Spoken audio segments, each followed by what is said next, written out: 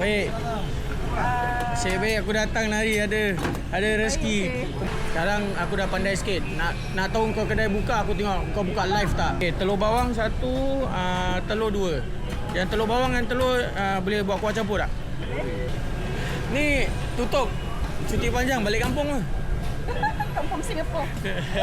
Telur bawang 2 telur. Yes, saya. Okay, yes. Please, thank you very nice. Yes, please. Okay, bismillah. Alhamdulillah. Thank you very nice. Ui. Allah. Ni baru tsunami mah dia kata. Mak kan nak tahu ni prata di kedai. Ini dia uli sendiri. Dia seorang bikin dal, dia seorang bikin tepung. Lepas prata crispy pun. Ni sekejap habis. Ni dah habis tau.